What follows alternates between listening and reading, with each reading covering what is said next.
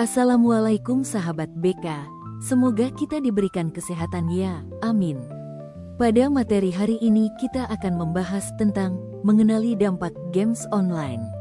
Di era digital ini, game online telah menjadi fenomena global yang merasuk ke berbagai lapisan masyarakat, dari anak-anak hingga orang dewasa. Jutaan orang menghabiskan waktu berjam-jam di depan layar, larut dalam dunia virtual yang penuh petualangan, strategi, dan interaksi.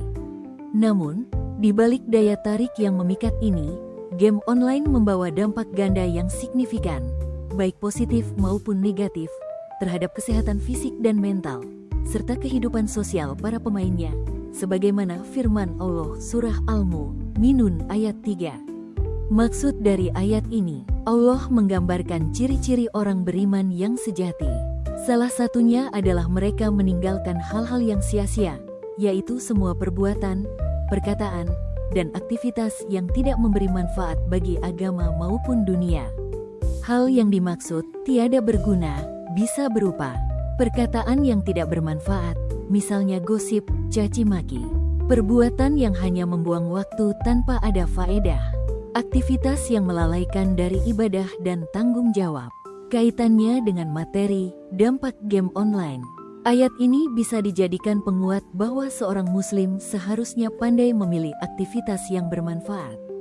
Jika bermain game online sudah berlebihan hingga membuat lalai dari ibadah, salat, mengaji, belajar, menguras waktu tanpa hasil nyata, merusak kesehatan, emosi, atau hubungan sosial, maka hal itu termasuk dalam kategori perbuatan yang sia-sia yang seharusnya dijauhi seorang mukmin. Pengertian game online. Game online adalah suatu bentuk permainan digital yang dimainkan dengan menggunakan jaringan internet.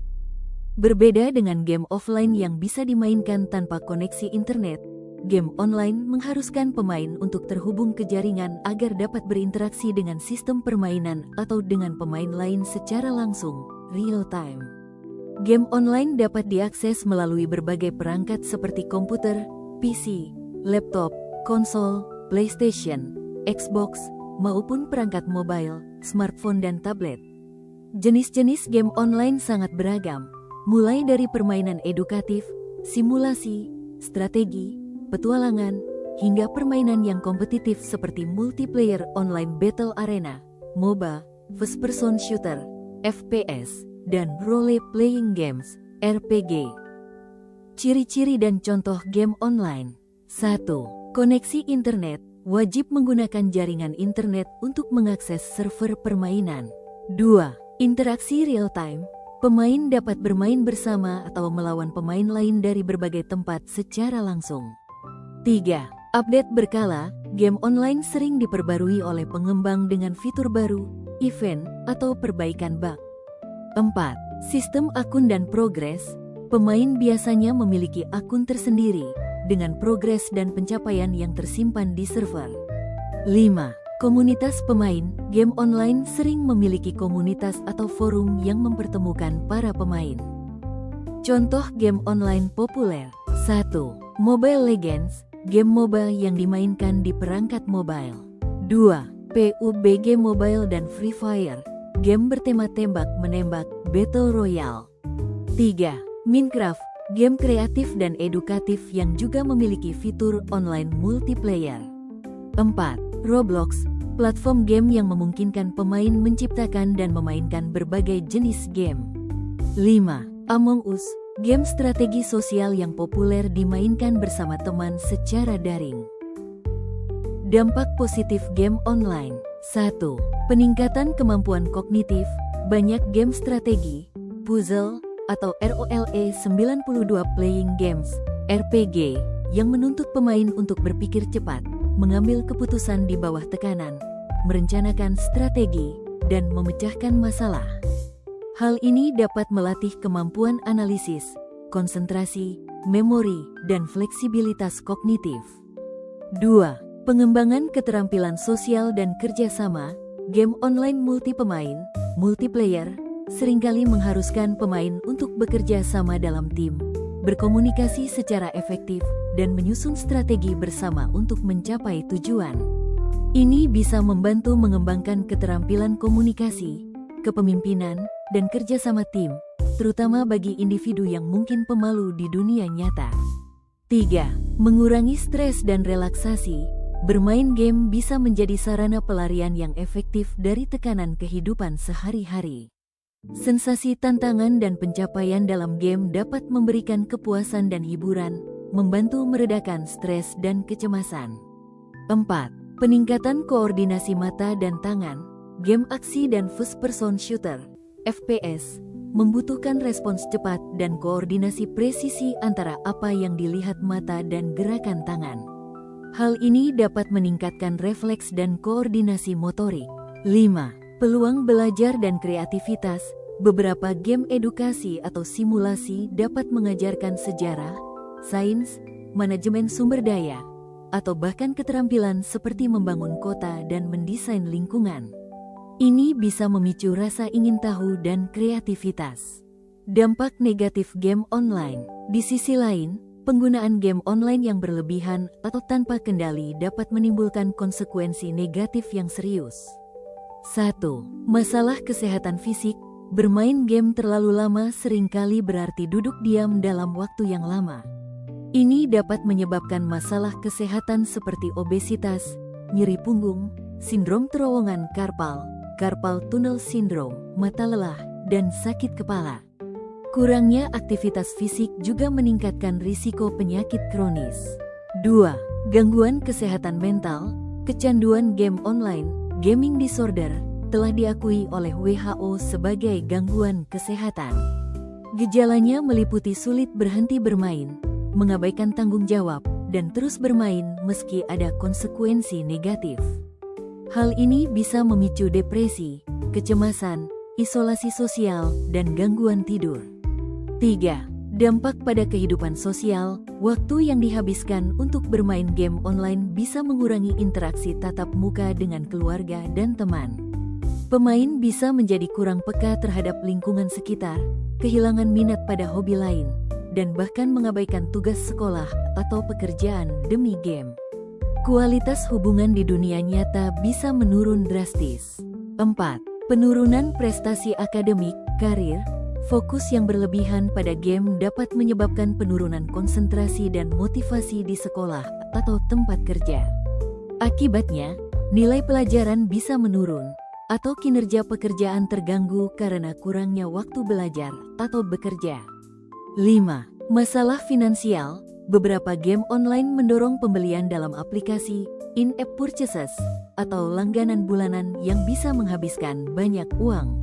Ini bisa menjadi masalah serius, terutama jika pemain tidak memiliki sumber daya finansial yang stabil atau cenderung impulsif. Terpaparnya konten negatif, lingkungan game online, terutama yang kompetitif, seringkali diwarnai oleh bahasa kasar, cyberbullying, atau interaksi dengan orang asing yang tidak dikenal. Hal ini bisa berdampak negatif pada perkembangan psikologis, terutama pada anak-anak dan remaja. Faktor penyebab kecanduan game online. Kecanduan game atau game addiction adalah kondisi di mana seseorang mengalami dorongan kuat untuk terus bermain game secara berlebihan, bahkan sampai mengabaikan tanggung jawab, kesehatan, dan kehidupan sosialnya. Kecanduan ini bisa menyerang siapa saja, terutama anak-anak dan remaja, jika tidak ada kontrol diri atau pengawasan dari lingkungan sekitar. Berikut adalah beberapa faktor utama yang menyebabkan seseorang bisa kecanduan game.